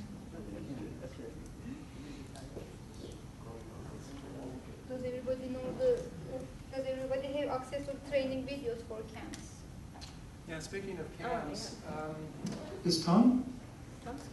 Tom was here earlier, I first. think he stepped out. Okay, so yeah, there is a website, a web page of resources for CAMs. I don't know if it's, if anybody has the URL for that or how to locate it, but I know that we have a new system, and I know there have been a lot of questions about it and difficulties associated with getting access to it and so forth. But we do have people that are able to help you with that. So, you can send an email to the help desk, and someone will respond to that and help you make sure that you can log on to CAMS and help you understand the faculty portal so that you can manage your course list, that you can track attendance, you can enter grades and all the things that you need to do. Okay? Are there any questions for the team while we're here in Dell? I know your points are so important. I think it would be so helpful if you could summarize them with a few bullet points to hand out to all of us, because I don't know that everybody's going to remember every single point that you brought up, and I know it's also important. Josh's point, the LDA, that's based on their being undeliverable every day. Well, when you provide me with somebody that wants to withdraw and I ask you for the last date of attendance, it needs to be based on a discussion forum or an assignment that is turned in. It can't be, oh, this person participated in a conversation with me personally. But in our program, we don't have deliverables every day that's concrete like that. So it would. Photographing what people might be doing in the studio or something every day. Or is an attendance, is our own attendance record keeping sufficient? Yeah, it's the last day that they attended your course. But you're not asking for a deliverable to be sent here? No, I don't need a copy of the assignment or anything like that. It's just the last day that they were actively participating. And another thing that I wanted to add on the withdrawals is it came up a couple times last semester where somebody wanted a late work contract, but they didn't end up actually doing that, but I was waiting for a response of, was this approved, is this person going to do it? And then a few weeks later it was, okay, no, they didn't, and this was their last date of attendance. If someone brings up that they might want to do a late work contract, it needs to be something more concrete where it's like, okay, this person is going to, unless I need to start processing that withdrawal so we don't fall behind. Yeah, and it needs to be finalized before that last day of the block. I just want to check on this because we had the idea that we would have people send the work contracts to you, and the late work contracts to you, but I don't think anyone's been doing that. Should we do that? Would that be, or at least notify that there is? That there's a late work contract. Okay. That's new, because it used to be, it was just between the faculty, yeah. But in this case, it would be nice if Joshua or I or one of us know that there's a late. I mean, just to clarify, this is only if the person would be getting a no credit. And they want to, and instead of getting the no credit, they say, I'm going to finish this work up, or that they would withdraw, right? Yes. Because we're supposed to give them a grade, and then in fact, we should probably even give them the no credit, right? Yeah. Well, Whatever grade they had. So why would there ever be this situation where we W? I think it's a question of timing. Yeah. You could give a student a late work contract for 3 days or up to 10 days because you have 10 days to turn in the grades. So it's an arrangement with you and the student that they have a little extra time after the end of the course. What I'm hearing is if it goes beyond the 10 days into the 32 days, then Joshua needs to know. And that's a new bullet point, and we can update the form and make that part of the procedure. It's easy. This brings up a very good point for making exceptions. Exceptions to policy generally should not be made unless there's a situation where there's a mitigating circumstance. If there's some mitigating circumstance, like an act of God, that's influencing the student's capability of attending or producing sufficient work, and that mitigating circumstance disappears, could be a pregnancy, could be an accident, could be something of that magnitude, and that mitigating circumstances no longer exist, then the USDE says that's an acceptable reason for making an exception to our policy. And that's very, very important. Tom Swarcelli is here. I wanted to introduce our Chief Information Officer. Okay. Tom is leading a team of developers and project managers on the implementation of CAMS, among all the other things that are going on in IT these days. And I was mentioning to the faculty that if they do have questions about CAMS, that they can just send an email to the help desk and get a response that way. Would that be the best? Sure, that's fine. Either send it to the help desk or you can direct it to me. Dan was the man, and he still is. Yeah, Dan Stein. We have two Dans. So the big thing is about attendance. Make sure you get your attendance in, because that's very, very important. I think, Josh, did you go over that? It hasn't. Yeah, if you don't do the attendance, then we can't mark it as official, and that holds it up. So. But we Bob's asked us we didn't need to do daily attendance on CAMS. Well, just first time. The first time, it has to be done at the latest by Wednesday. So just once. Approving the wrong. Yeah, if you do it just once, then we can go ahead and we can mark it official. Okay, but not every day after that, doesn't it? No, it's not necessary. Except, of course, you are taking it in. Yeah, you should be. You should be. This help desk, I put that in my email, and it's like there's multiple emails that refer to help desk. So which one is it? Is there a particular CAMS. email? It should be one of CAMS. What is I think it's the SpiceWorks. Yeah, SpiceWorks. SpiceWorks? Yeah, it's the system that we use for ticketing for the help desk. Oh, what's your email? Okay, I think that just lost. It's helpdesk.mum.edu. Yeah. Yeah, maybe you could send us something and we'll send it out to everybody. Sure. I just want to kind of get a sense, how many of you are using CAMS? How many have been using it since you've been teaching? And you've been getting in and it's been easy? How many dollars? Okay. Let's talk about advice. Getting in, how many have been getting in? Sometimes yes, sometimes no. Okay, and so that makes it not so easy. Any other concerns? They kind of wanted me to get an idea of how we think CAMS is being implemented and what the major concerns are. No, one of our concerns is we have, at this point, no way to see what our total student population in our department is, enrollment, a list of declared majors and this sort of thing.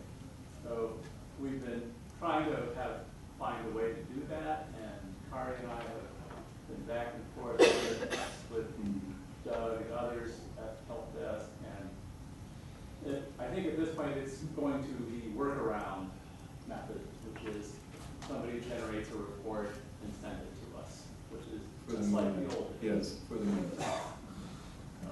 Thank you for your patience. I mean, we're working through the best we can. So, as of Wednesday, are you going to send us a report to verify, or do we have to go into CAMS to verify? The idea was. Yeah, ideally you would be confirming the initial roster on CAMS. So if you you just can't, you can get a hold of me. I'll send you a roster. Just because of human nature, ideally, a reminder should go out to all teaching faculty, please verify today. That's how we can do that. Yeah. Karen, did you have a question? I thought you had your hand up. No? Oh. Deborah. This is not about CAMS, I hope it's okay, but just about something Rod said. I know, Rod, I've asked you this before, to clarify what you mean by a student stops attending. What does that mean? Does it mean one class missed, 2 sessions missed? I think last time you said a day and a half, maybe? Yeah, it's a good question, because 2 things come into play here. The first one is concern about the well-being of the student.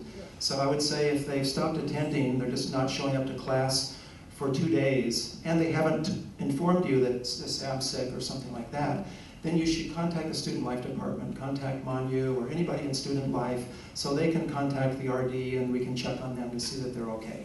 So that would be the first thing. The second thing would be if somebody just stops attending for several days and it doesn't appear as though they're going to continue with your course, at least to the best of your knowledge, then you would want to notify the Enrollment Center as well. Several means 3 then. Is that, I mean, I'd be happy to notify enrollment. I think if after 2 days, if you notify Student Life can do some checking and then maybe determine whether the student is just sick, can plan to continue with the course, or if the student is no longer planning to continue, and then we would know for sure. So Okay? that would be a very helpful bullet point. And I think one of the things maybe that Dan mentioned if a student tells you that they're going to withdraw from your course at any point during the course, during the first week or at any point after that, then you should direct them to the Enrollment Center where they can fill out the proper form and get the signatures they need, but you shouldn't assume that they will do that. Please also notify the Enrollment Center. You can just send an email to registrar@mum.edu or to Joshua's email address and let somebody in the Enrollment Center know that this student has told me that they don't plan to continue with the course. And then it's up to them to follow the right steps in order to get the W grade for the course, otherwise they get an NC grade. Okay? A W grade is a grade that's issued by the Enrollment Center. It's not issued by the faculty. And it's issued to a student who successfully completes all the steps required to get a W grade, and it's only within the first week that that's allowed, and only one time per semester. After that, their grade, if they stop attending, would be an NC, or in rare cases, if they can demonstrate that there was a family emergency or a health-related issue that comes up maybe later in the course, they could get a WH grade, and that would be a grade that the faculty would issue. Kari? Is there a situation where you would still, instead of an NC grade, give a grade, and then you can change that grade at a later date? At the end of the course, you should submit the grade that the student has earned at that point. If you have a late work contract with them, then you can go and change the grade later. But you need to enter the grade that they've earned at the end of the course, whatever grade that may be. Chris? That's a great change within 32 days. If after 32 days, it's a conversation between you and me to know why you weren't able to make an adjustment before that. Otherwise, you can't change a grade after 32 days. That's to protect you. I just want to ask, are we doing everything we can preventively to inform the students ahead of time of the details of these policies? Or should the faculty, at the beginning of every class, go over all of these details? Or is there some other way to do that? I think these points should ideally be in the syllabi. Whether they are or they get discussed on the first day of class, I don't know for sure. They are in the catalog in the student handbook, but I know students don't often read those. But I think the best place for them to come up is in a one-on-one session with an academic advisor. At the beginning of the semester, yeah, when they meet with an academic advisor, that would be a perfect place for them to be acquainted if they're not already familiar with the policies regarding withdrawals. You may notice that we update the syllabus template many times during the year. Every time there's some change in policy or some typo is found or something, I send out a new syllabus template and post the newest template online. However, when I look at syllabi, and I come to your class, which I haven't done for a while, I discover that many faculty are still using syllabi templates that are 5 or 10 years old. Please update and use the most recent policy guidelines that are in the current syllabus template online. If you don't want to retype your whole syllabus, fine, but please use this section, okay? Because if you are using a set of policies that are antiquated, that's a contract you're making with your students, but it's not a contract that's supported by the university and the current policies. So it's very important that, and I'm trying to do now, is when I send out an update, I say, here's the section that's been changed. Okay, so the last change was the dress code. It's been simplified, so the newest dress code in the syllabus has just 3 lines in it. The one before that was the withdrawal policy. It's very important that you have the proper, most recent, up-to-date withdrawal policy in your syllabus. I don't remember the ones before that, and I'm sure there'll be more coming down the pipeline in the future. Thank you. Can we close? I think we're done. I'll just say that We will put together a summary sheet on the points that we discussed here today. And if you have any questions, I'll be around the rest of the week, and you can also check with any of the rest of the members of the team. Thank you for your patience.